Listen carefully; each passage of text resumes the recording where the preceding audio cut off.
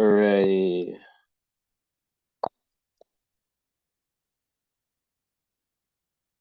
Let's see. Test, test, test.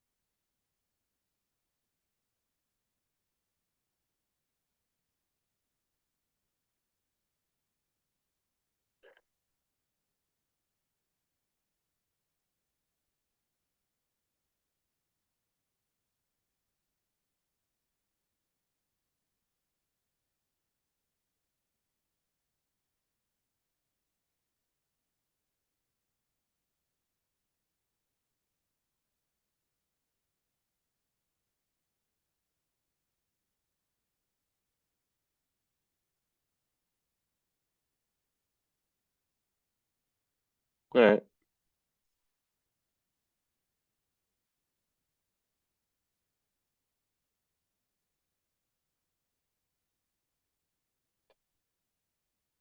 So, what do we have here? Um,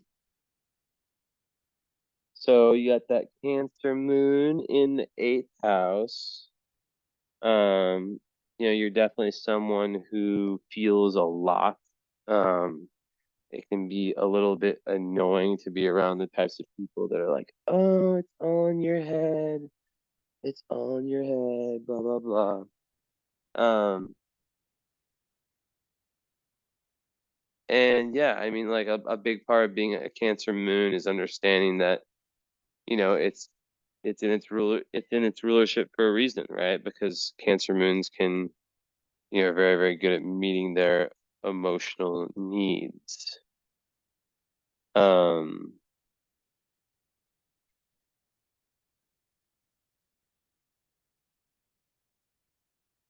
hold on.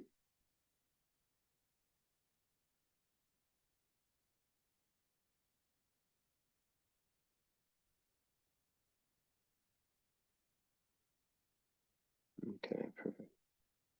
Yeah. So yeah, with the eighth house moon, it's the house of death, rebirth, transformation. So your life is not, it's not necessarily gonna be um like your life is gonna be a lot different than than the typical, right?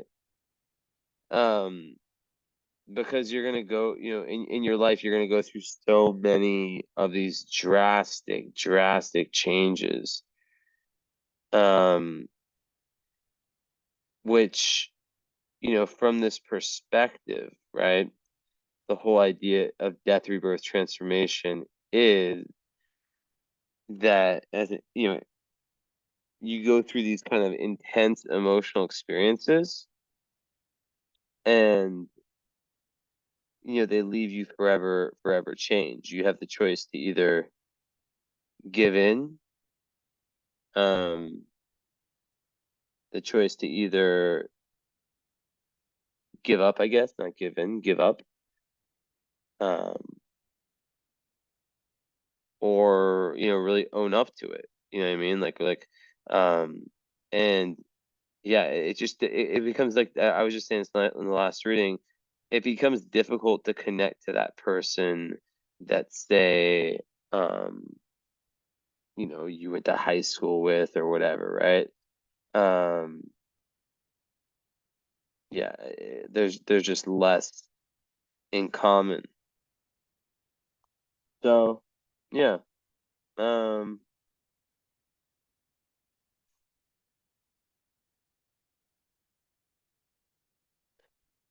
like, I guess, like, the way I would explain that is like, you live so many different lives within this one life, right? Which isn't easy. It's a lot. a lot.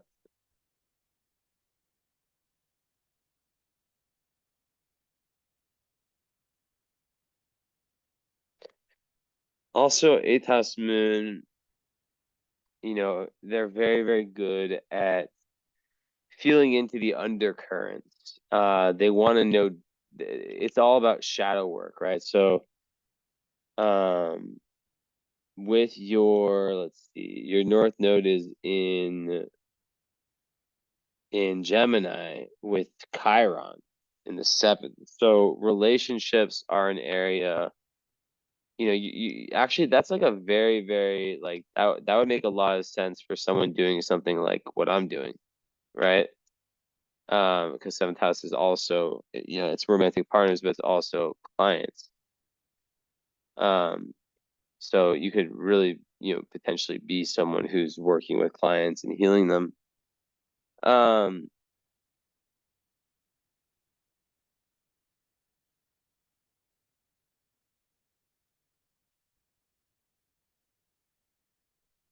I would say that, you're here to learn a lot of lessons in love also, and sometimes the Chiron seventh house lessons can, it's like you're healing through relationships. So usually with charts like that, there's some early relationships that are a little bit tumultuous, I guess. Um,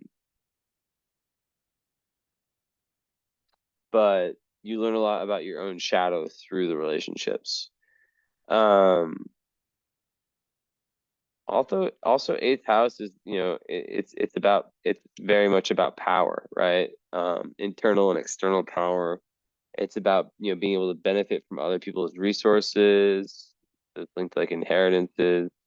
Um, it's about the esoteric, the occult. So, people that have eighth house placements, like I'm an eighth house sun in Mercury, right? So it's like they want to go deep into the mysteries of the world and discover it. And things like astrology really appeal to them because it is so mysterious.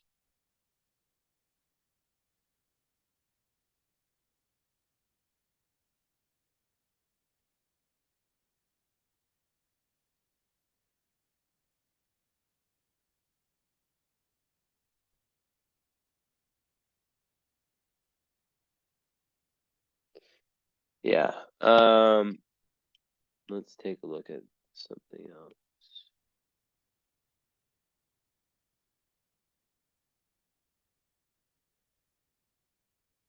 Hmm.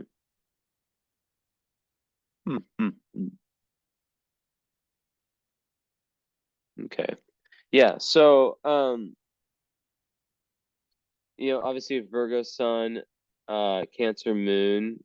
This is a really, really good combo. They get along very well. Your ascendant in Sag, adds a little bit of fire and adventure to that. Otherwise, very domestic, combo.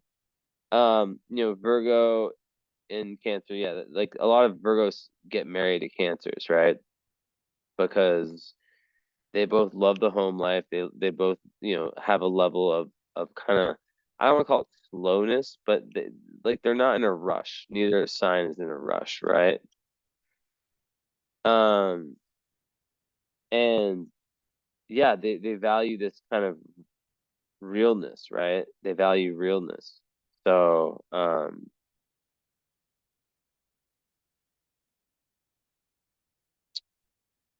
that being the masculine and the feminine part of you, it just kind of makes it so, those two sides are in sync, right? I always compare it to like if we are, if we have two captains and one's the sun, one's the moon, when you have that type of connection, they are both headed in, a similar direction. It's not like one captain going one way, one captain going the other way, right?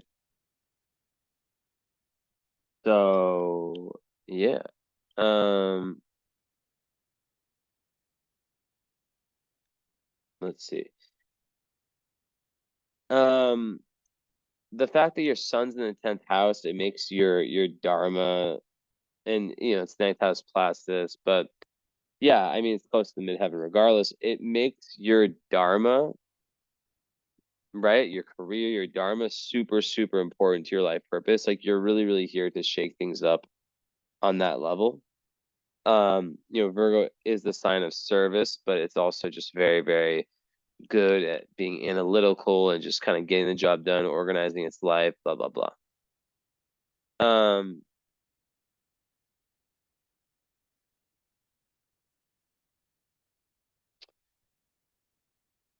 part of fortune's right on your sun. So, you know, that, that really, really means that by you understanding what the difference between high and low Virgo is and following the high Virgo, you have the highest chance for overall success in this chart. So low Virgo is when it's very, very hard on itself and super, super self-critical. That criticism, yeah, like self-critical is tough, but then yeah, when it's critical, like overly critical of others and nothing's ever good enough, no one's ever good enough, that kind of stuff. Um, Perfectionism, right? 100 or 0. If I can't get 100, I fall to 0. That kind of stuff. So high Virgo is all about purity, but understand that, I can do my best. I want to help other people.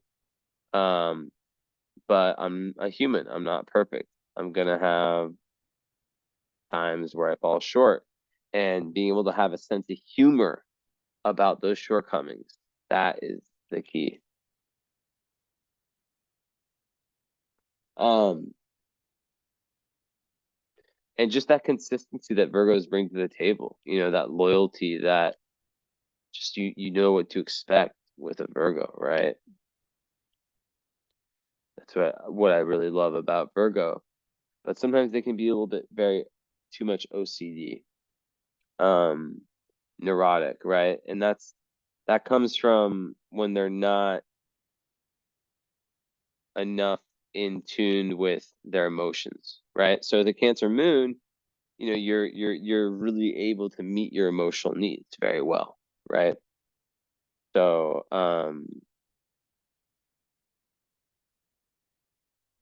yeah, combining the two, I think also like with Virgo, there's always a psychosomatic element where, a lot of times Virgos will overwork and sometimes from that overworking they can have some health issues that can come up. But like it's not even just overworking, it's just like there's a very big connection between, your emotions and your physical health, right? So like different in astrology, different parts of the body are ruled by different zodiac signs, right? So um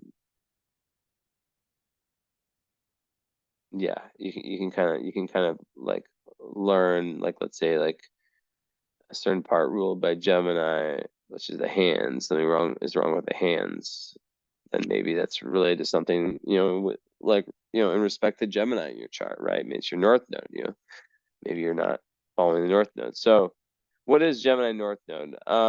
Well, South Node in Sag is someone who, you know, they need to like, that axis nodally is about learning and being willing to accept, um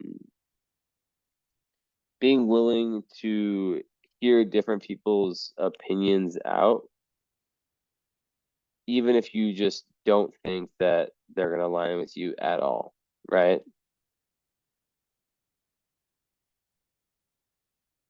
Um, just open-mindedness. And since it's in the seventh house, and so I already said, that relationships are a big part of this chart overall. Um, it would speak to communication in relationships being massive, right? And just yeah, just like that, that's already a huge aspect of the chart is and then in Placidus it's sixth house, so then that would speak to um how you can like basically like what it takes when we speak of your daily routine, right? What it takes for you to truly achieve the most, right? In respect to that. Everyone has a different formula, and that's Virgo is so good when it comes to nailing that down. But, you know, with the Uranus square sun, right? That's the ultimate aspect of someone who's not meant to follow rules. And oftentimes their, their purpose, it takes them, a little bit longer, I guess, or like not longer, but they're meant to go like trial and error with so many different things in life before they, you know, find what is theirs, right? What they're really, really meant to do. And sometimes they're meant, but it's very, very, very, very rebellious, right? And there's this big need for stimulation, this big need to be different, to kind of like for change, right? There's like change is such a big part of the identity, the need for things to stay interesting. So yeah. Let's see here.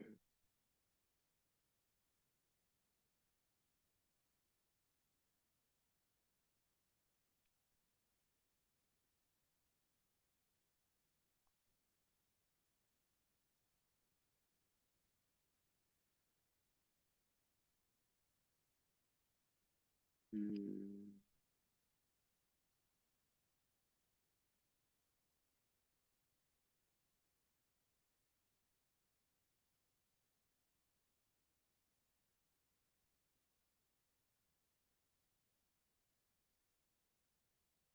Hmm.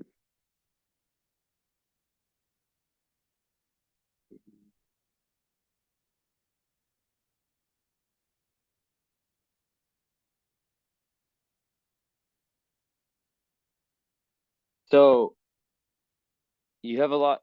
You'd actually be a really, really, really amazing mother. I don't know if you have kids, but if you do, your chart is like made for being that role.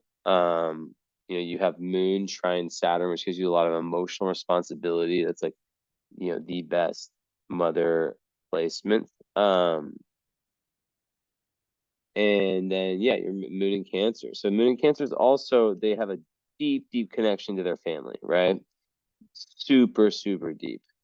So it can be difficult if things of the family, like you have a really well aspected moon anyways, meaning that there's not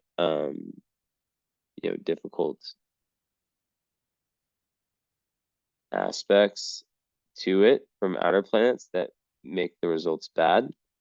But or like, like you have a really, really, really good moon, basically. But at the same time, yeah, like if things aren't all good with different family members, it can be really, really tough, right? Um,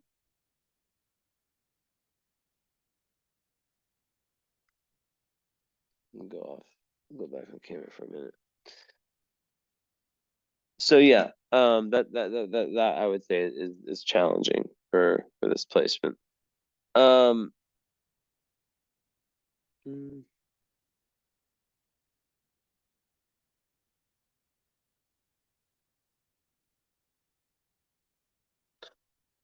you have a really large Uranus signature in your chart. It's with your South Node, so but it's right on your ascendant, right? So Uranus is the planet of liberation, of freedom, of individualization. So we live in a society where we're all supposed to be carbon copies of one another. I want like, be like this person, be like that person. And sometimes Virgo is a very interesting sign, by the way. Like Like I think it's the most misunderstood sign. Like you see some Virgos, they're like the neurotic, like, classic Virgo, what people say about Virgo. And then you have some Virgos that are just not like that at all. They're just like, my brother Trey, or best friend, basically brother, he is just like such a Pisces, right? Which is the opposite sign. So with Virgo and Pisces, with any axis, the opposite signs are the same energy but opposite. You want to find a balance between them. So with Virgo, what you can take from Pisces is the dreaminess, the imagination. Sometimes Virgos are too nervous about like the day, like there's a million things that can go wrong each day. Pisces is good at just like kind of going with the flow, but then in converse, sometimes Pisces doesn't have that planning ability, understanding, okay, it takes a lot of step by step. There's a step by step basis to all this to get to where you want to get, right? Pisces is a dreamer, but not necessarily so good at implementing plans to make that dream a reality.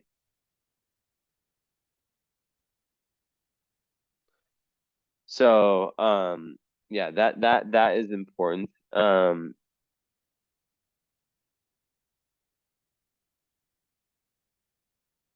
yeah, like I said, that your highest joy and success is associated with the highest energy of Virgo, right? So expressing, being of service, right? Being of service, being consistent, having a really healthy routine, whether you're helping other people, healing other people, or healing yourself. Life is in order. Um, yeah. So what's interesting about your sun is Mercury, and your moon or yeah, your moon is the moon, ruled by Cancer. Is that there's one part that's gonna be very logical, and there's one part that's gonna be very emotional. So the question becomes, how do you deal with that, right? But there is this link between the shadow work that you do that doesn't really get seen by others. Um, and your career, because as you learn more and more about yourself,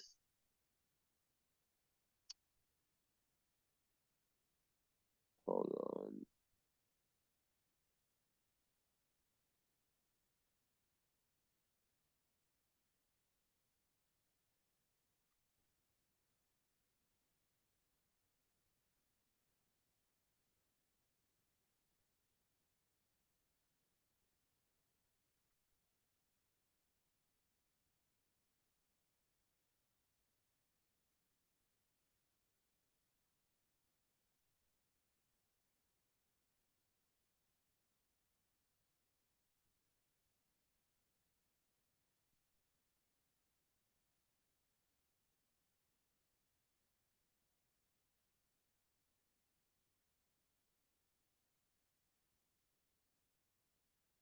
Okay, good.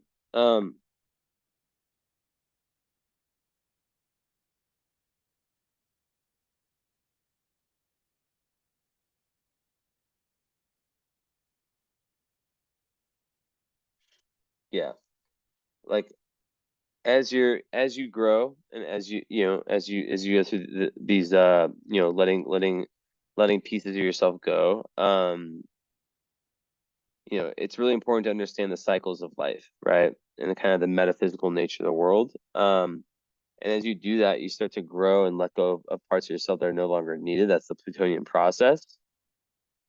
Um, and then your worldview changes, and then that changes what you deem most um, you know, worthy of your time for career dharma, right? And because your midheaven is in a mutable sign in Virgo, um, there in 29 degrees, there's a lot of importance, karmic importance to your mission here. Um, you could be someone that yeah that tries yeah, and that like I said, with the moon square Uranus, it's very very common. Oh shit, I'm sorry, it's moon square Neptune. My bad. What the fuck? I saw it wrong. But still, you do have that signature, that Uranus signature of changeability, and just really like as the Sag Uranus rising, wanting adventure, wanting change, which is very, very which creates two parts, right? There's the part that likes to be settled and chill and consistent, and then there's the part that, Sag rising and Uranus rising wants that change. Mars is also rising, right? So that's that Mars and Sag is that movement towards wisdom, towards traveling, towards different cultures, towards different types of philosophies, all that, right?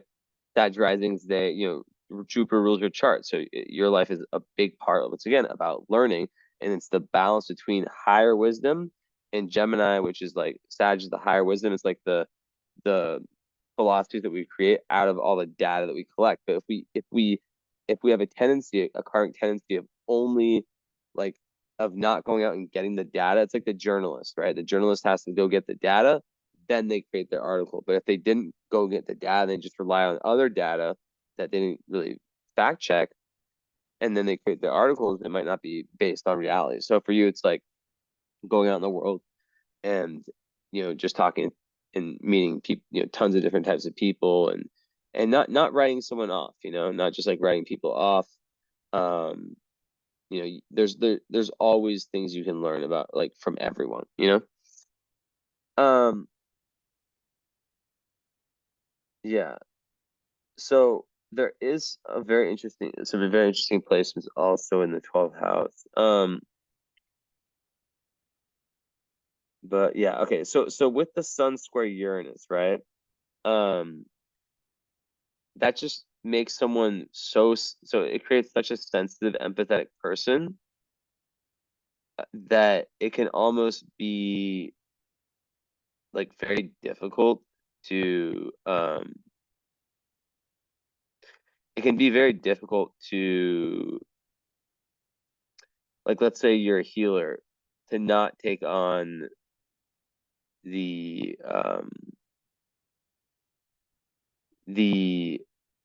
pain and suffering of the people around you, right?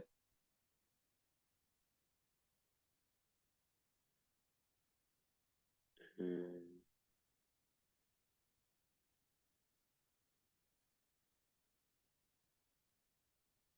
what?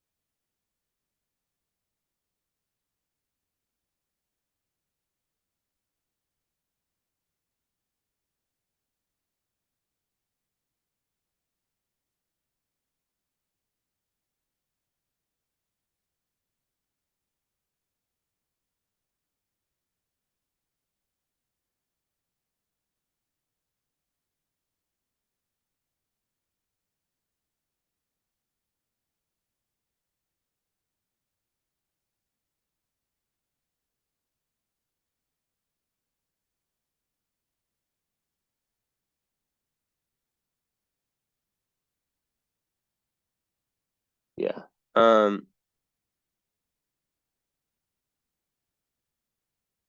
Also, with Sun square Neptune, sometimes there can be issues around. That's why I think it's so common for people with that to be healers, um, because they can sometimes like have identity crises, where it's like really difficult for them to see themselves clearly.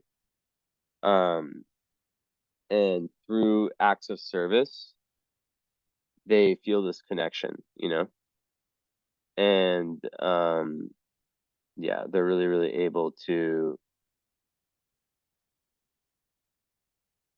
kind of get past some of those potential issues, right?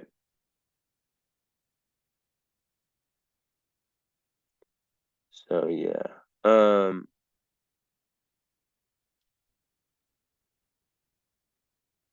and it's in the what house? Yeah, it's in the first house of identity also, right? So um yeah, it really um does speak to this this this need to kind of like define, to really have like this definition around, who you are and your purpose. And I think like a lot of charts like that, like they can yeah, it can sometimes be quite difficult to kind of like exist in the world because yeah, they just feel so much, feel so much and um pick up on so much of like the difficult shit in the world. Um and there can also be like martyr tendencies and sometimes people with that, and even like with a Cancer moon there can be like a potential to run away from problems, not want to face up to problems, and such.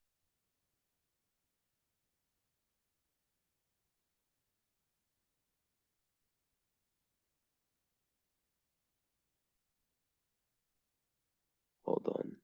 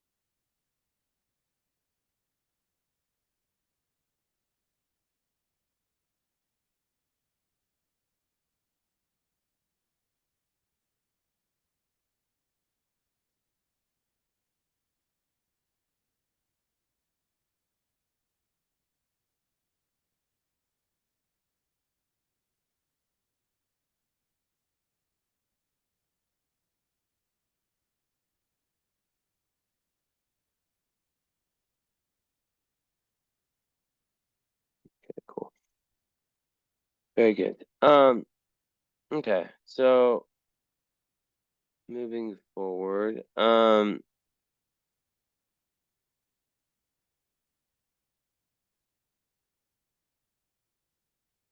so you have one. Okay, so is your Chiron? Yeah. So okay, so this is very common for me. This is the trend I see. Um, so having Chiron, the planet of pain, of the wounded healer, right, in Gemini. I get that a lot with my clients. And what happens is, and it's interesting, yeah. Um, a lot of times they were kind of the black sheep in their family, or at least like when it comes to their philosophies, like in the way they see the world, it's just a lot different. And sometimes there's like bullying, or they get this like message early on that the way that they think about, like even their level of like intelligence, like, or their level of communication, something along those lines, they get a lot, they gain some shame because they're not like everyone else, right? And you, my friend, you have uh this is like a genius aspect, Mercury square Uranus.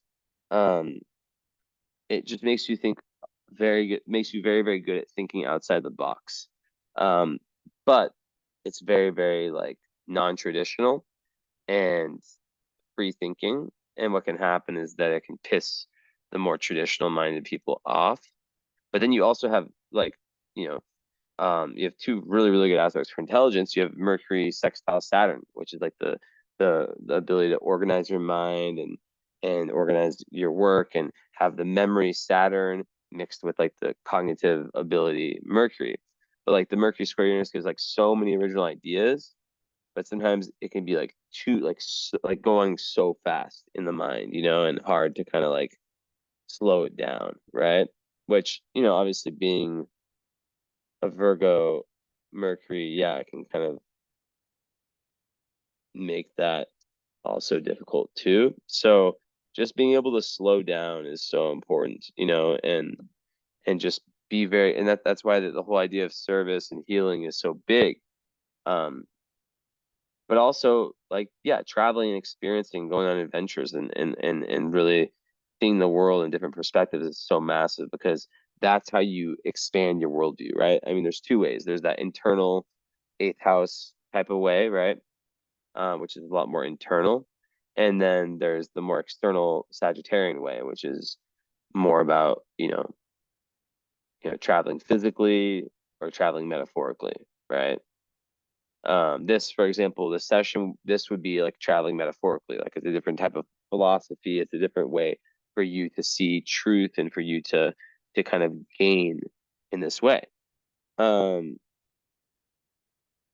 yeah, people there'll be people who are kind of left behind, right? Because they don't want to change. But your chart is definitely one of someone who's open, who's open-minded and who's trying to move along in life.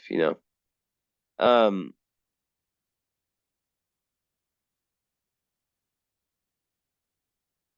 and yeah, like Uranus rising exact degree, like that is just like such a unique, one of a kind person. And yeah, just like living your life, take your own way, like taking the road less traveled. Like it's all about you expressing your own true, authentic individuality, right? And anything that gets in the way of your independence, in the way of your sovereignty, is like, you know, like Uranian rising people, like they don't like that, and it's Sagittarius too, so it's all about freedom, right?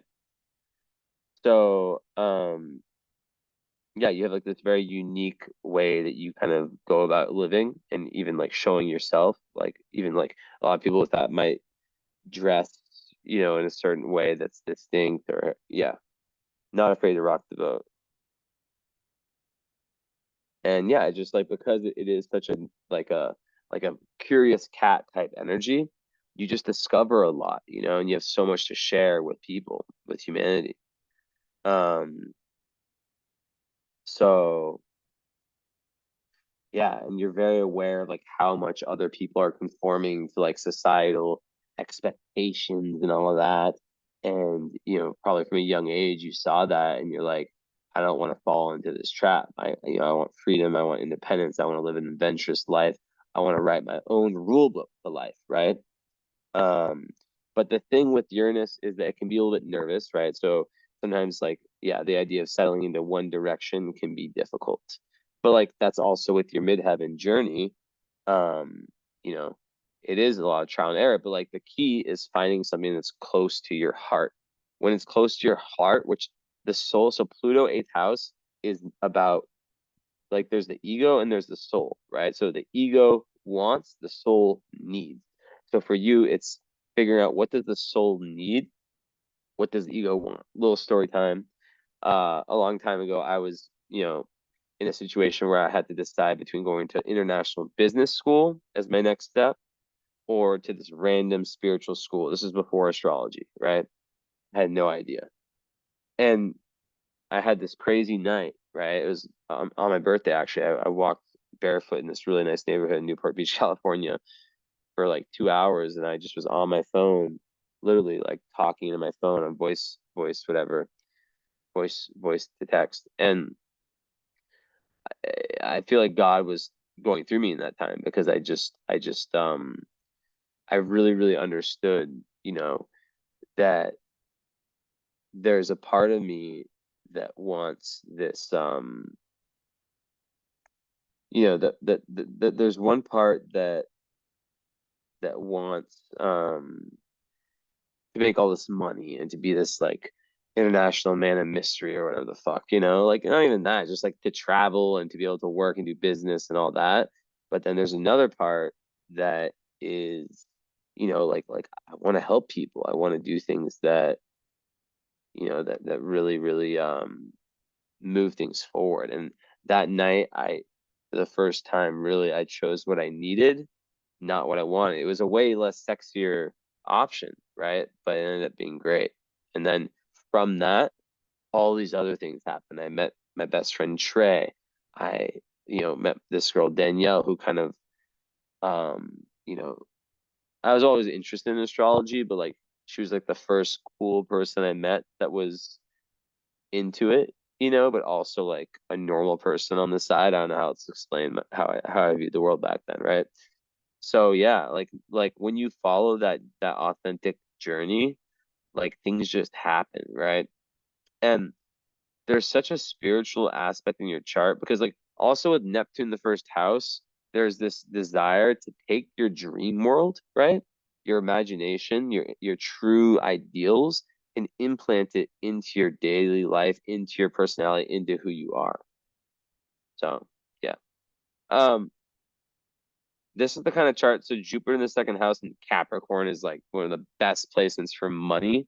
Usually people with that, I call it the financial guardian angel, because a lot of times they're not meant to like learn a lot of the lessons related to money in this lifetime, right? Some people are, some people aren't. With that said, I would say that you do have Sun square Jupiter, which I refer to as the Superman, and it rules your chart, right?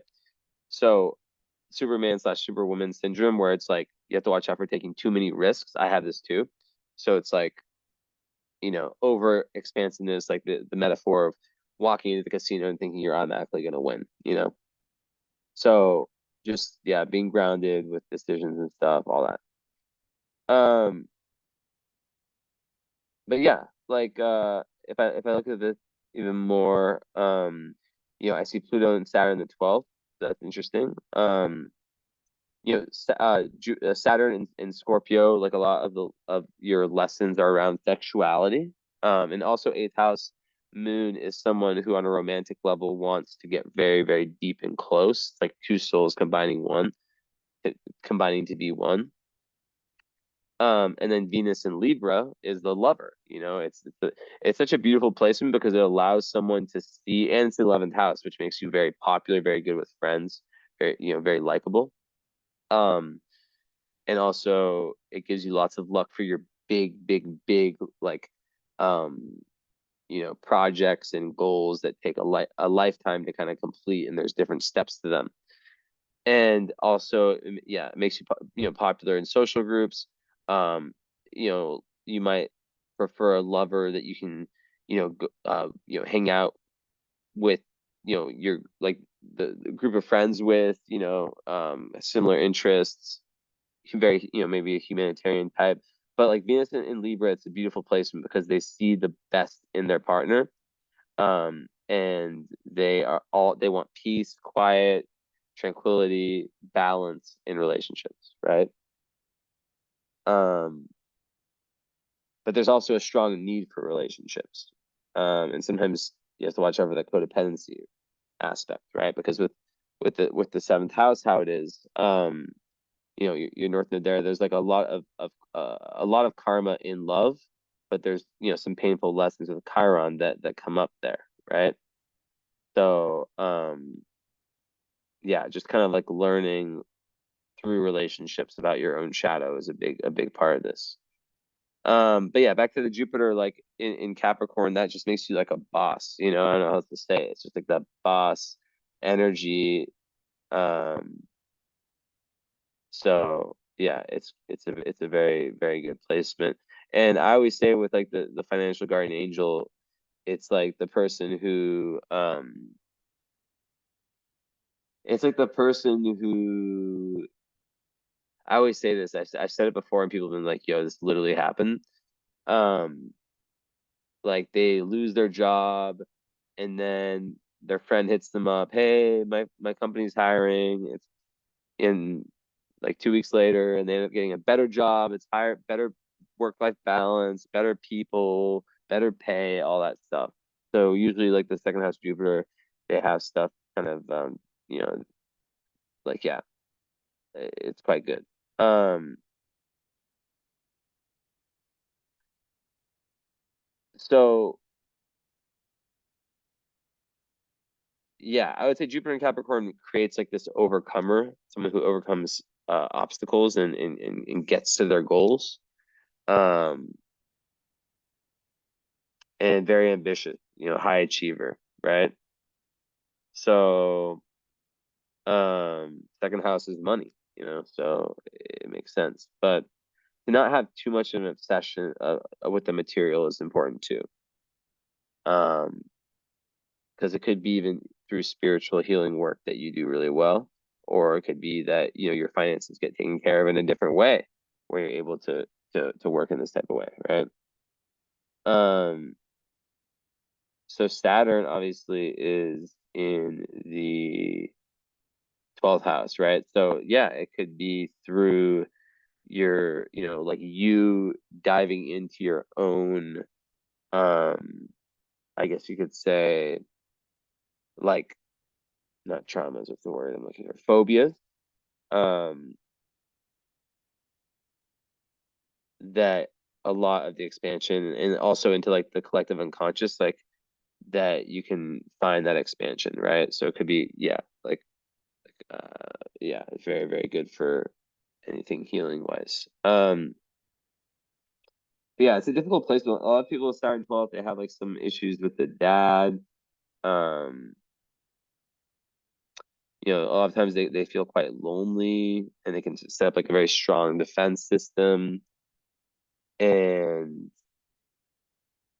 they need a lot of solitude, right? Like my girlfriend has this, she needs a lot of solitude to kind of like recharge, reconnect with themselves. And like the key is to have a sense of humor about the world, right? Because sometimes they can see the world as like a lot more like dark than it really is.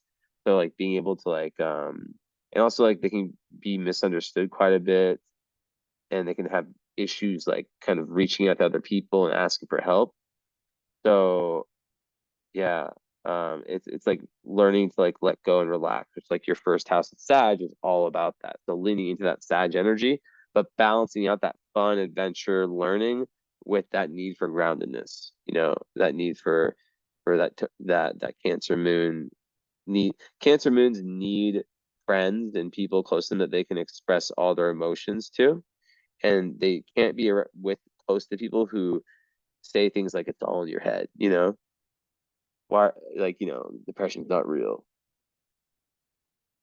Like I don't advocate for like, you know my opinion on depression and mental health is that, you know on one end, like the whole like, depression's only real if you believe it to be real. Like I think that's a good mindset to have, but I also think that there's limits to it. um Depression definitely is a real thing, anxiety is a real thing.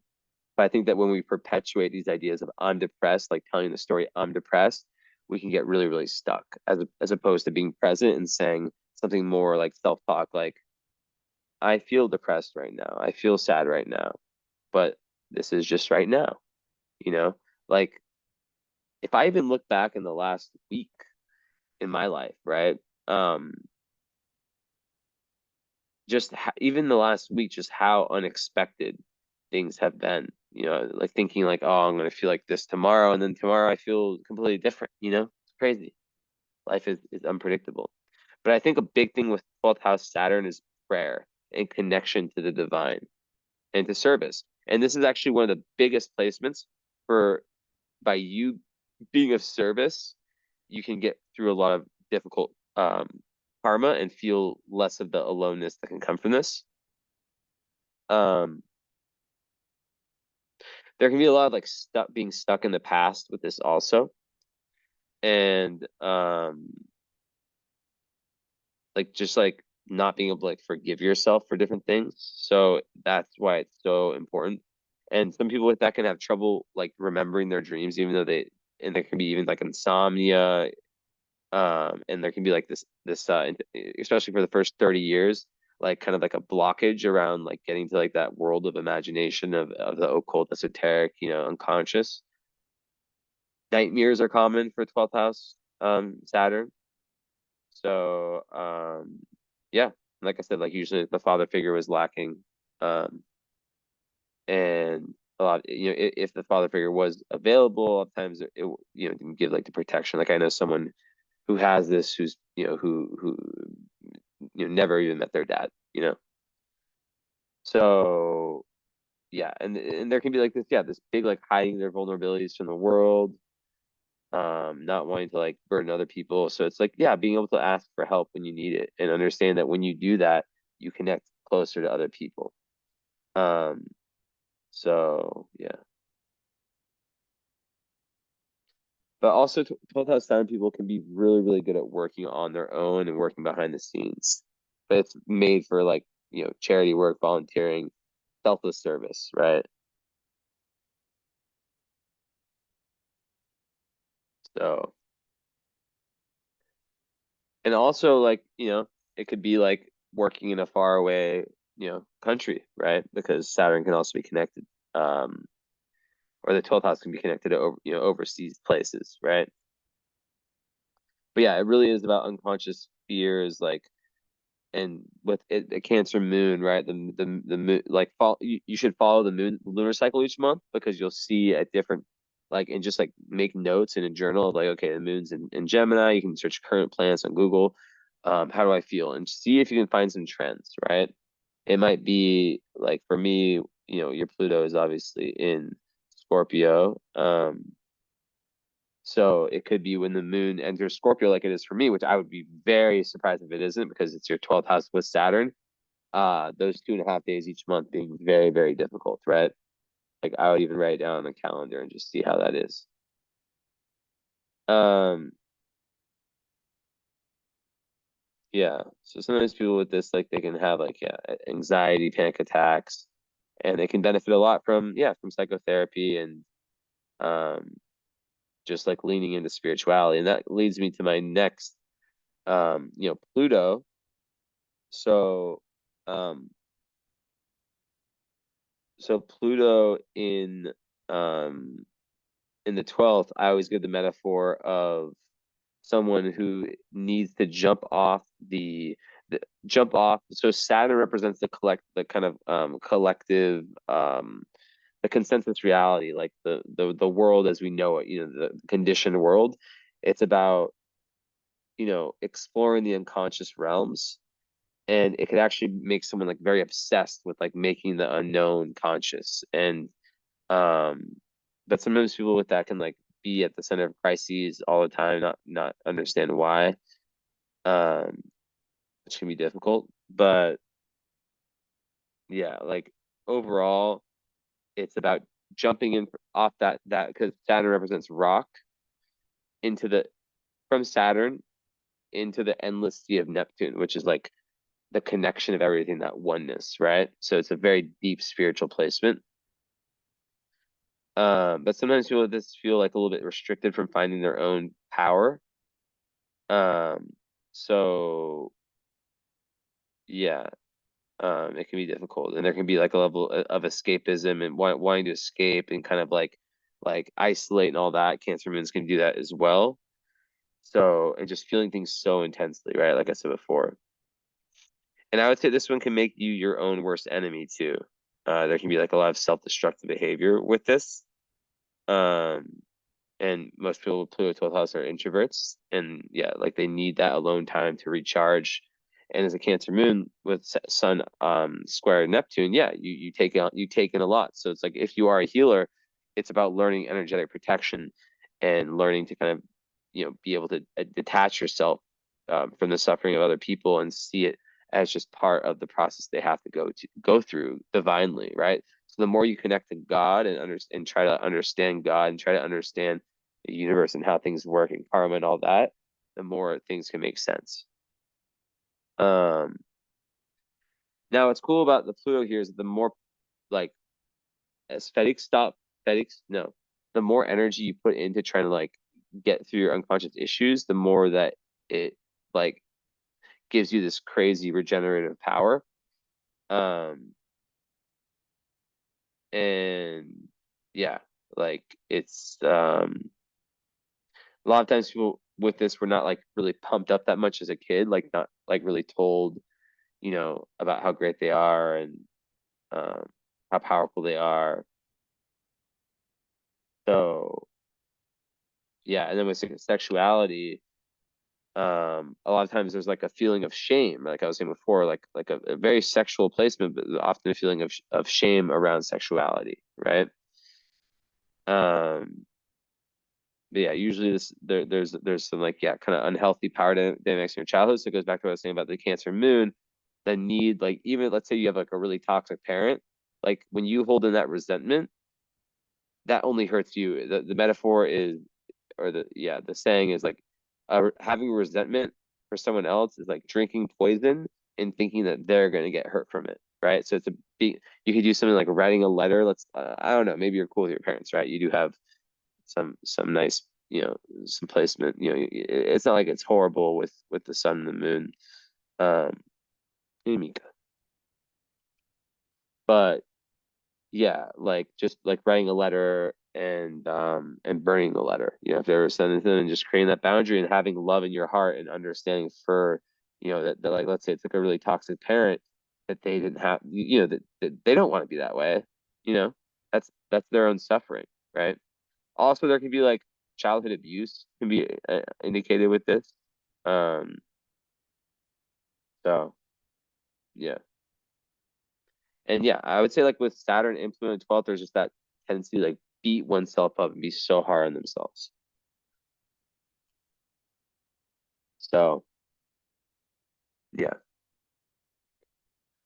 what else? Oh, fear of losing control for sure. And that goes back to yeah. Um yeah. And there can be like yeah, so watching out for the shadow, which is like emotional manipulation. Um and yeah, just working on the self-esteem, right? And like I said, the key to your whole fucking chart is service. Is just the metaphysical imprint you leave. Even if it's one person, even if you are already locked in your career and you love what you do, just you can have the moneymaker and the passion, the moneymaker and the thing that helps people. And if you help one person, that's literally amazing, you know? Like when I make videos sometimes, like my mindset, I'm like, people aren't gonna want to watch this. The algorithm's not gonna show it, whatever. But I'm like, there's gonna be at least a few people that are gonna watch the whole thing and really benefit from it. Even if like I have posts that, get 2,000 likes and 500 comments, and it's just like not as deep. I'm like, which one was more powerful? The video, right? If it got really deep. So yeah, I would say another thing is just like being very easily drained. So, I think having a strong Mars can help you with this. Like you have a fire Mars that will give you a level of assertiveness. But yeah, just like the second when you and also Pluto, I guess it's not that close to the ascendant, is it? No. Yeah. So yeah, I mean,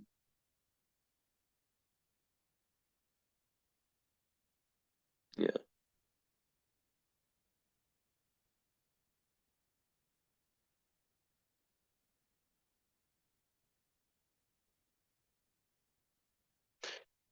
Also, there can be like this like unconscious guilt that you might not even belong to you. Like let's say for example, parents are divorced and like having this guilt in your system that it was your fault, right? Um, and romantically, what it can do is it can attract partners who are unavailable sometimes, right? And being a Libra Venus, you want to please, right? and it can be very, very hard to let go in general too, right? That's why like meditation, anything spiritual is very, very, very you know, important. And like alone time is important too, but like, you know, not too much, right? Not to where it's like you're not living your life, right?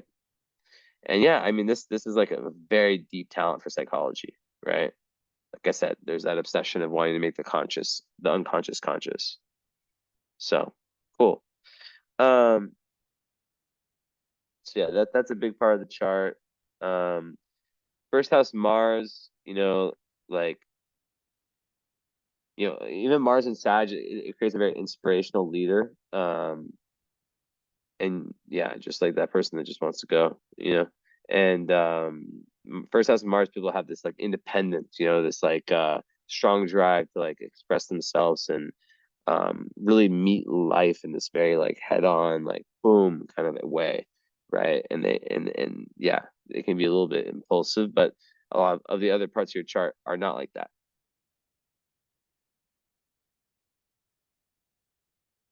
So yeah, with more the romantic stuff, like your Juno is in Virgo in the 10th house, so like that would be yeah, just really like your ideal mate would be someone who is very consistent, and very organized. But sometimes Juno and Virgo people like, they look for the perfect partner and they don't accept anything less than perfection. So yeah, but like just really wanting that reliable person. Um, and 10th house, someone who maybe it's someone who you work with or someone who's really committed to their own career, right? So yeah. And then of course, like Mercury in Virgo, like just because like a very analytical mind, very discriminating mind, very good at like observing and seeing all the little things. Um, but like it can be like obsession with like detailed knowledge sometimes. So it's a very strong Mercury, very good for intelligence, very, very precise in communication as well. Um, but just making sure that you're not the mind's not overly active.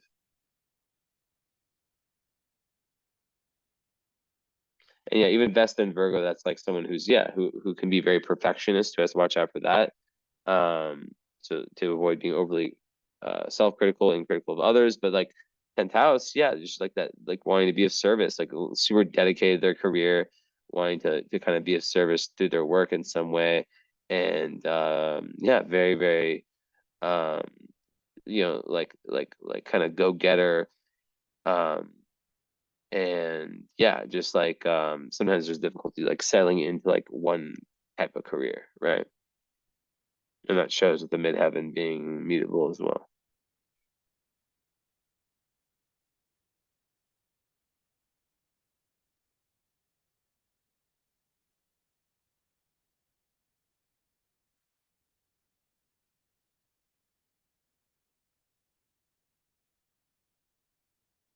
Yeah, it really is through these like intense experiences that that you gain that kind of doorway to higher awareness, as we call it. And yeah, like you could even be someone who is very, very well loved by the public, right? I mean, your sun's around the midheaven, your vertex is in Cancer, so yeah, like seen as like a real authority figure by people who don't know you.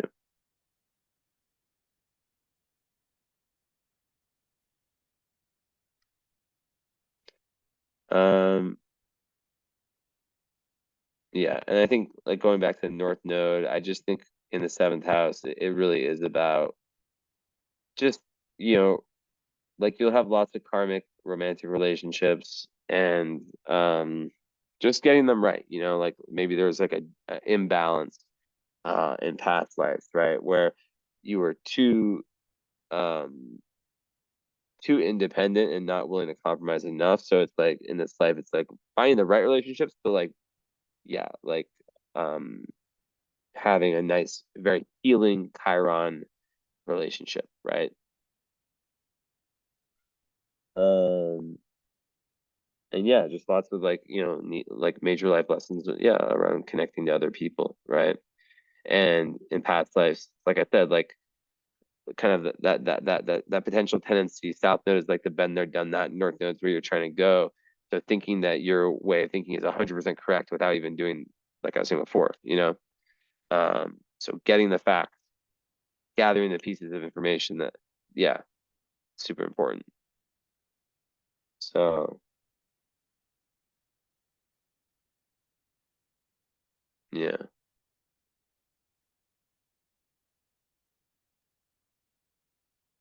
And even like networking, socializing, making friends and people around you, like that's very Gemini North Node stuff, right? So with some of the stuff I said before, it's just like important for you to make that effort, If you're doing that, that's great. So,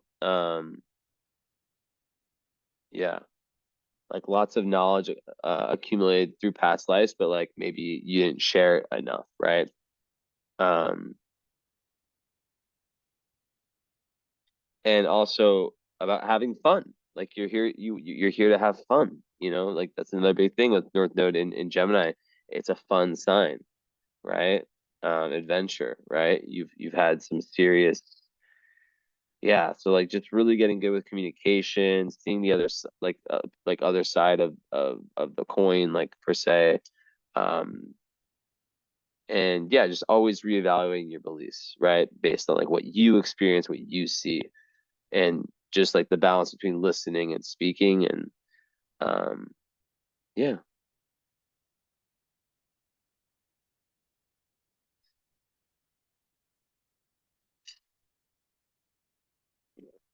So yeah, very, very smart person. Um, but yeah, like like because the misunderstood part is like not everyone is gonna have that love for learning that you have, right? Um, so that yeah, it can make that person want to retreat in their shell. Like, like I feel the same way. Like very few people are on that same shit as I am. So it's just like I'd rather just shut down. But it's like, how can we find like, okay, such a good example. And sorry to bring my own life into it. It's easy. So my brother, right? He's not like into astrology, whatever. Um, but I still love my brother, right? So, and he's so like stubborn and competitive, even though I'm not competitive with him. And so it's like for me, it's okay. What do we connect with? Like what like NBA basketball, right? Like it's maybe the only one of the only things that we both enjoy and we can talk about. So, that's what we talk about, and like we don't see eye to eye with most things, and I just try to like not have those conversations come up. So I can connect with him through sports, whatever is what it is, better than nothing. So, trying to think if there's anything.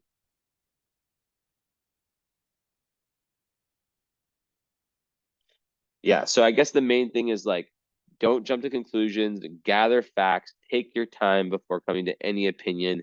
And if you have a really strong opinion of something, ask yourself, why do I think this? What's the proof, right?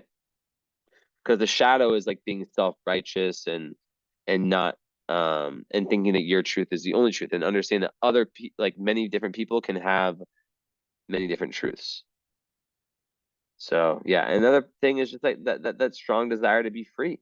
Freedom, how essential that is to you, right? So yeah, moving towards, yeah, freedom, independence. Okay, what else? Okay, Venus is conjunct Pluto. Interesting. So Venus and Pluto together, that creates a level of intensity in relationships and lots of, so it goes, it's the theme, right? Lots of transformation and darkness, death, rebirth, transformation. So you meet your own shadow. I have this square. So yours is easier than mine, but like you meet your own shadow within relationships. This is very clear, right? But they get better, with age, right? So it's probably the early ones are usually the harder, and they get better and better as you learn and grow. But it also makes someone that wants like a level of intensity in relationships. Sometimes even drama, right? But like a really, really emotionally, like very, very emotional, emotionally intense relationship, lots of depth, right? But also create someone who's super, super loyal, right? Super, super loyal and wants that. It's a very soulmate type energy.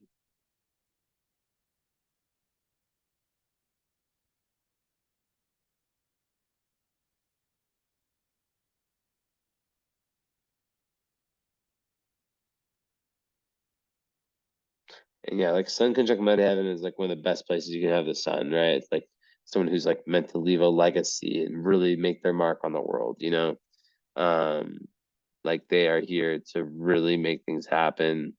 Um, so yeah, like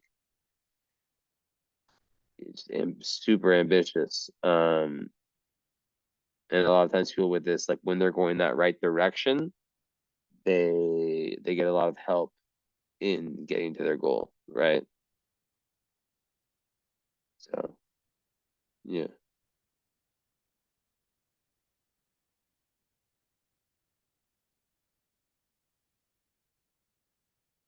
Yeah, lots of like very powerful and successful people have that,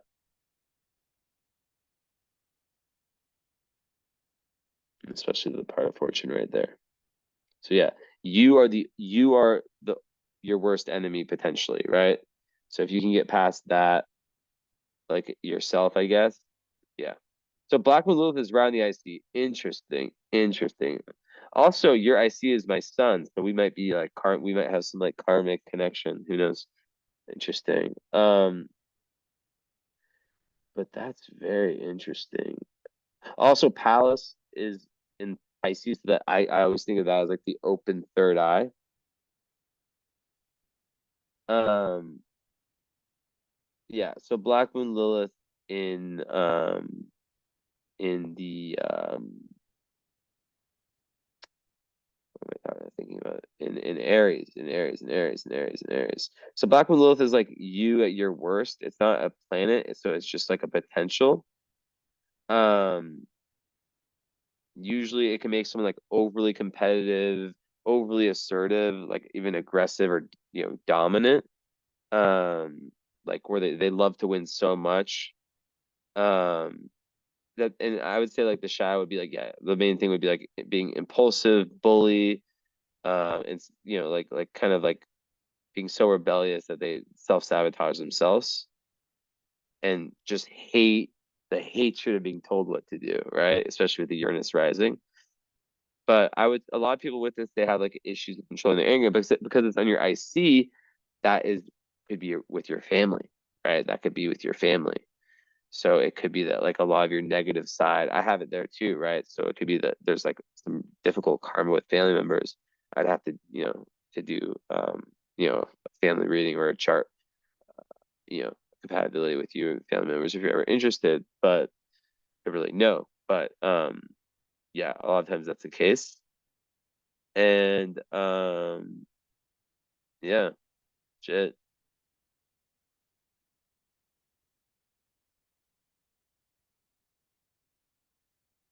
So it's just like yeah, learning like it's just like learning to kind of like allow other people like yes you're very like the Aries Black Lilith is very very headed towards their goals, but it's like sometimes they'll step over other people. If you don't do that, great, awesome. But like you need a lot of freedom, like I keep saying, right? So if you have that freedom in your life, if you have that independence, then it's common for a lot of this stuff to not go away. And maybe it could be the case that your family is jealous of you.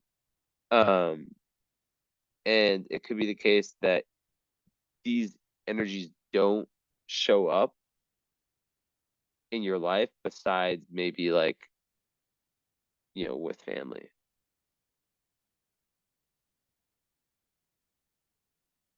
But yeah, and sometimes it's early on of like maybe like anger not having been like allowed or like something that was okay in your household.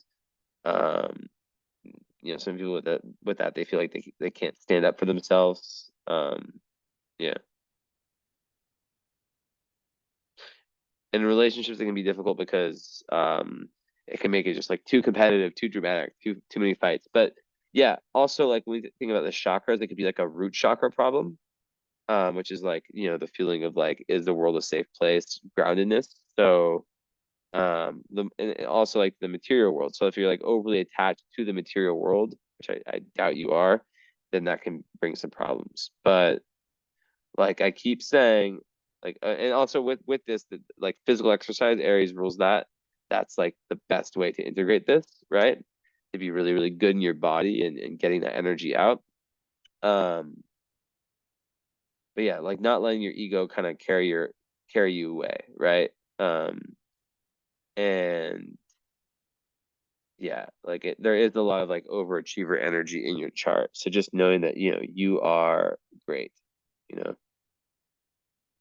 So Sirius is in Taurus. Um, that just, makes someone just like really, really good at giving stability and nurturing. And they also like to receive that, from others, like touch, the senses engaged, all that. Um, so really, really liking that comfort, right? And it trines your sun. So, um, yeah. So that's a very, yeah, like, um, like it makes you able to like nurture like the masculine and the feminine aspects within yourself and around you. Um, and yeah, like it's also really, really good for escaping kind of the material world and getting into nature and rejuvenating yourself through nature, right? Especially during times of stress. But with a moon in a water sign in Cancer, during stress, obviously Cancer moons want to retreat. They want to kind of come back in themselves. They need that alone time because you're feeling so much. Like I keep saying, you need alone time. So having partners where you can explain through good communication, like, look, like it's not that I don't like you. I love you. I just need to be alone, you know? Um, yeah. So cool, cool. Let's see. So unaspected Mars. Interesting. Yeah, yeah, wow. Okay, so unaspected Mars is very interesting. So sometimes people with unaspected Mars, it's like they're assertiveness, it's like untamed energy, like their assertiveness function that just go, go, go. There's no checks and balances, right? So it's like a wild horse. So there's a real like meditation, yoga, like these types of things. There's a real need to ground the self. Root chakra work, right? To really, really just be balanced because it can just make people do things without thinking, right? And you already have that Sun square Jupiter, which is like the risk taker one. So, and especially with anger, right? And your Mars is in a fire sign, so um, sometimes Mars and Sag, the shadow can be like my truth is the only truth, learn my fucking truth or fuck you. So it's like really like having that patience. So like I would say this goes with like that need for yeah, for that good that positive outlet of that energy. And I would say like at the core of a lot of this is like the fear of unworthiness, right? Like with the Aries Black and Lilith, it's like, judging themselves based on their performance. So that's like I'm not worthy unless I get to this level, unless I achieve all this and this and that.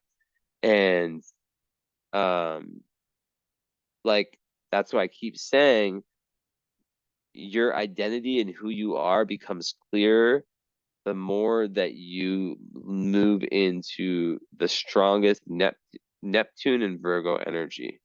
So it doesn't always make sense, right? Like my story I shared, right? It doesn't always make sense.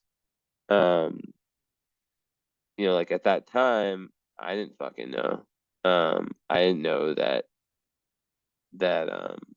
hold up, like my decision, right? Like I had no idea that that would be the right one. It felt really fucking awkward and weird, but it was the right one. So it doesn't always feel right in the moment, but when we go towards what we need and we kind of figure that out, that's the best.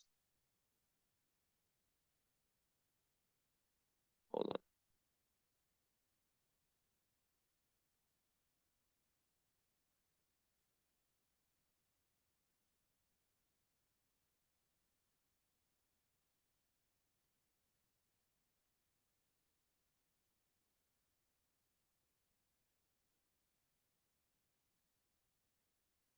Cool. Yeah. All right, let's pull some of these bad boys up.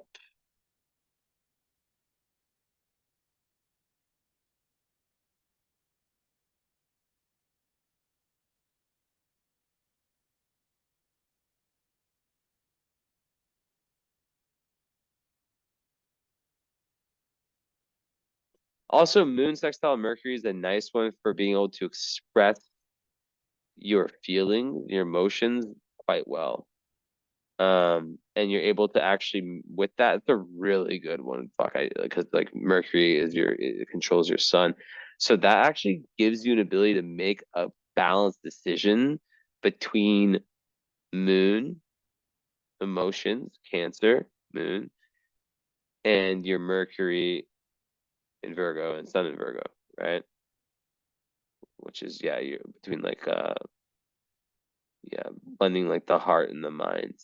So that's really, really, really good. Okay, anything down here? Yeah, so your sun is trying the north node. So it's like once again, like it's time for you to leave behind these like you're here to really express yourself in this lifetime, you know? Have some fun and really come to more and more terms with your true identity through just trying lots of shit, you know? Um, so I think like expressing yourself through your profession is so massive, right? And you get to know yourself through that. Because yeah, you have like a message that the world needs to hear, like I keep saying, right? And maybe in past lives you've held that message in. So yeah, I mean, this is totally the chart of someone who's meant to have clients. And also, of course, Mercury is square Chiron. So I mean, that just goes with the theme. You see, this is what I do. I connect everything. I'm the puzzle maker. So it's like everything connects, you know? Um, Beautiful. So Mercury square Chiron just goes with the theme of like, you know, that same, Mercury in Gemini, like suffering from believing that you're lacking some level of intelligence and maybe, having issues like asserting your opinion and your thoughts and um yeah, so it's about learning to value yourself and your own wisdom, your own intelligence.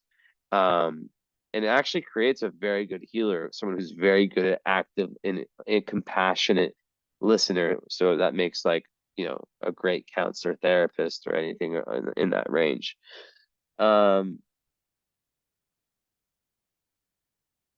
okay, Mercury's a Juno, so I haven't seen that one a lot.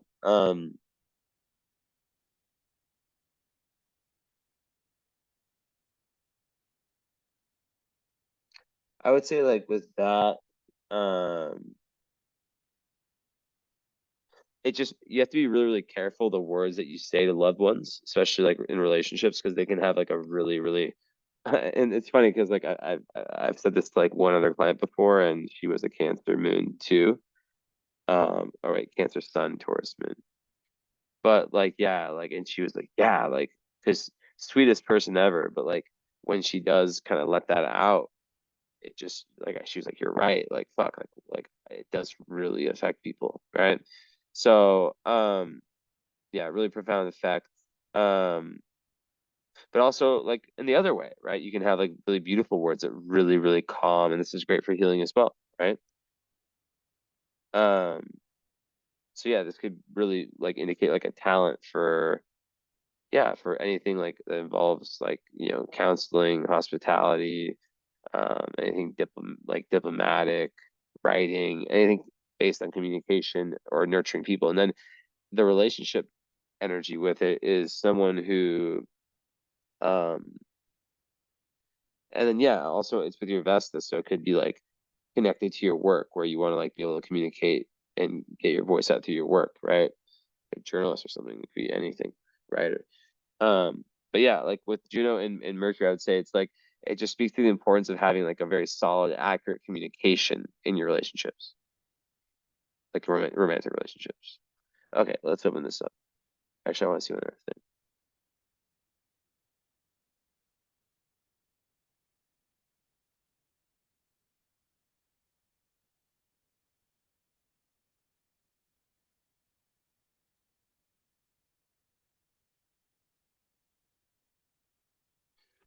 Okay, so I see a T square between um Mercury square Chiron square Uranus, and it shoots out in Pisces. So Pisces is the resolution point.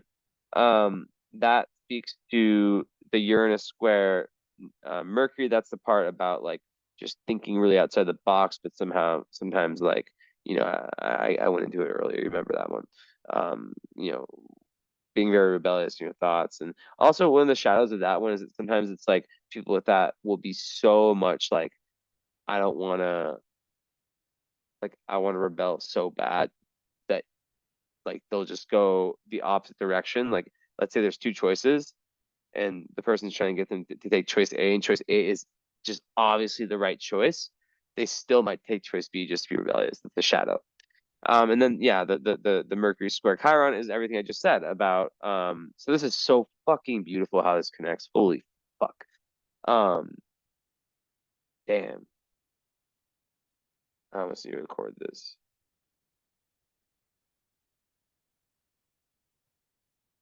I'm gonna repeat what I said.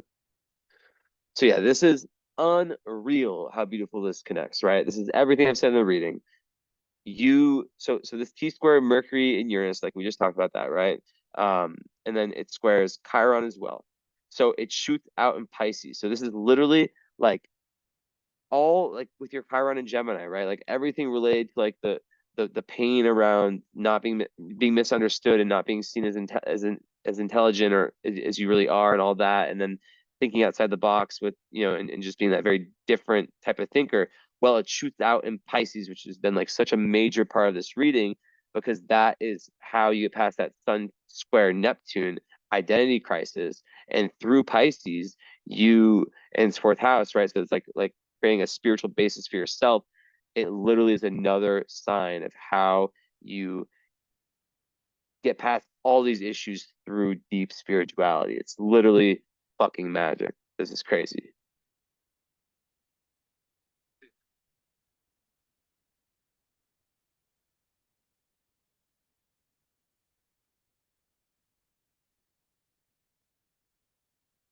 Wow, that is so fucking crazy. Um, that's insane. It's like just connecting like perfection. Yeah, so like yeah, so it's really just by you having this, like like by you having this spiritual outlook in your life, right? It takes you away from some of the themes around like that potential for over materialism, caring too much about what other people think, and then with the 12th house Pluto and Saturn, right? All that we went into with that, right? Like you are liberated by Pisces energy. And Pisces energy is enlightenment. It is the connection. It's love energy, right? And you get that through service. So your chart, you have seventh house, which is clients, with North Node and Chiron. Like you are meant to be someone that works with clients in some way, right? So I mean, this is just yeah, it's beautiful.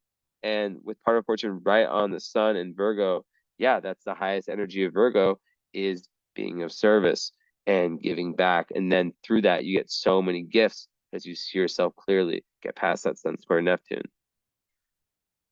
So yeah, I mean, it's just pretty amazing. Let me pull this back up. I had to get that on my story because I'm cooking right now. Cooking, cooking, cooking, cooking, cooking. All right, hold up. Let's pull the.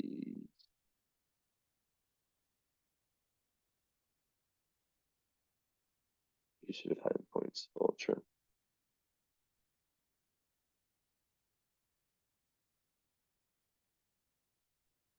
Okay, so.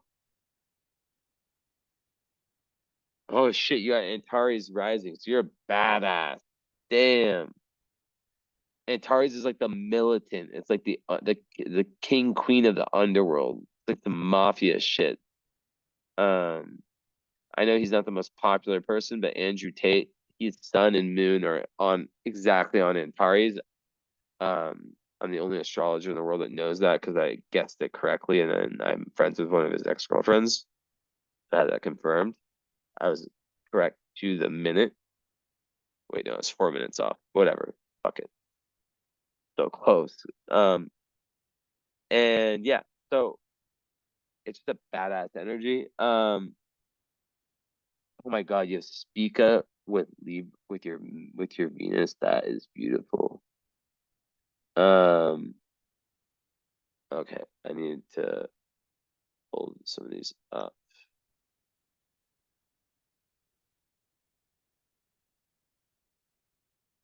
Okay, and then was it was the other one with Saturn? It was Alphecca, right?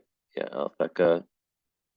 Oh, you have White Moon Selena on your sun, so that's one that Haley's more into. I don't really know, but like that, like she always says that that's like your spiritual protection. So you're very, very spiritually protected. And what's on your Mercury? That's serious. No, no, no, no. Is it Zosma? Yeah. So you have Zosma, which is one of the three astrology asteroids on your Mercury, which is about your learning. So you like not just astrology, like the occult esoteric. So you might be someone who's really interested. I teach astrology, by the way. I do one-on-one classes. They're amazing. It's like probably the best fucking deal in the world. Like actually, um, I just love doing it. Wow, your moon has Sirius and Betelgeuse. So those are two wealth stars on your fucking moon in the eighth house, which is already the house of inheritances. And whether it's like, through marriage or through inheritance. So that's amazing. Amour's on your descendant. Damn. And oh yeah, you have Aldebaran. So you have two of the four royal stars on angles. Crazy. You have a lot of fucking good stuff. Good stars. So Aldebaran. So a more on the descendant gives you unconditional love for partners. So even like post breakup, like you can and just in general and clients too. So you just have this ability to just have this unconditional love, which obviously is, and you have Hecate on your moon. Yo, not Betelgeuse, Hecate. So Hecate is one of the witch asteroids. So you have this real witch energy, which like you can look up Hecate astrology on Google, and it's like all about like ceremonies and um just all that witchy stuff. So you have Zosma and fucking wow, powerful. I've I've never like yeah, this is a chart of someone who's a healer for sure. And yeah, Aldebaran. So many fixed stars. Holy shit. Like everything is connected. Okay, so let's start with Pika. So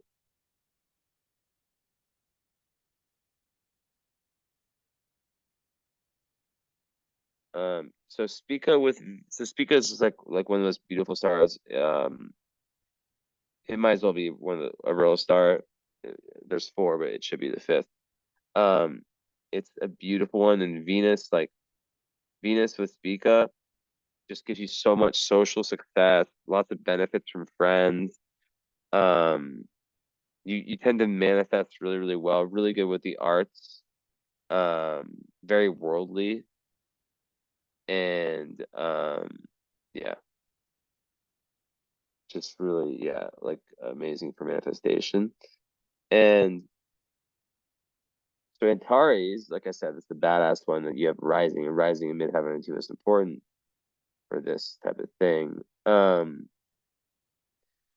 So yeah, I mean that gives like just like a passion and obsession. Like it can be very ruthless and abrasive, but it's very good for riches and honors. And um the key with, so you have like I do, like the rural the rural stars. Um do not seek revenge, because people, like, that's kind of the karmic challenge, is that people try to fuck with people who have these types of placements, and it's like, do not seek revenge. Just saying it. Um, so yeah, Sirius was with what? The moon. Um, yeah, so Sirius and the moon just gives like lots of success in business, influential friends of the opposite sex usually. It's actually good for health too. Um, good for like having like good changes in your home life and your business life. Um, yeah, and like lots of like potential for high honors and like influential friends. It's really good. Like Sirius, like the reason the U.S. is on 4th of July is that they use astrologers. They want Sirius on their sun. Like, I'm not even joking. Um, okay. And then Aldebaran is like another real star. That's just like the pearl, you know. It's very, very lucky, very fortunate. So,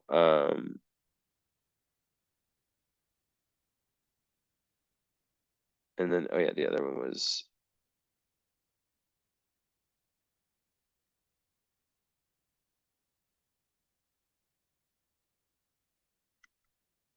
Alphecca, right? Yeah. That one might be not good, but yeah. So Aldebaran,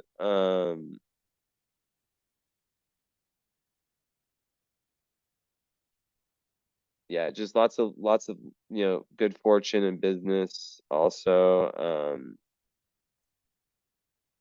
It gives like a commanding nature, potential for fame even. Um, and a lot of times there's like a lot of prosperity around middle age or through marriage. Um,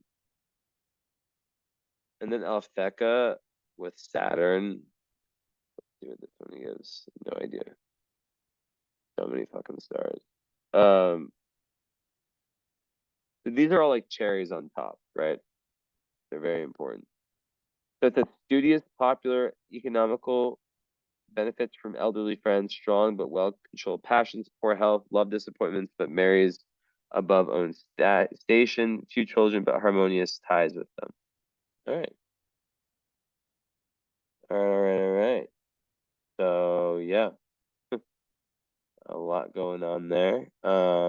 Amazing fucking fixed stars. I've never seen a chart with such good fixed stars. I'm not even just saying that. That was incredible. Cool. All right. Thank you so much. So yeah, you have the follow-up. So most people add the current Astro. The follow-up is an hour. You take notes. Um, and then it's led by you. So we just go into everything and we compare your lived experience with what I said today. And then with the current Astro, that's a lot more like it's the same reading, so it's a live session. That's all the transits and really, really getting into what's going on for you now astrologically in a year ahead. So I would be willing to do that for 260. It's usually like 380 or something like that. But um yeah, so let me know if you're interested. I'm gonna write down that I gave you that price.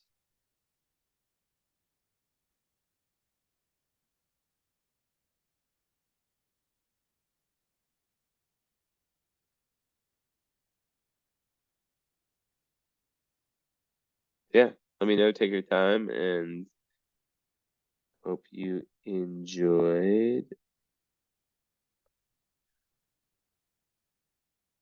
And I will talk to you soon. Ciao.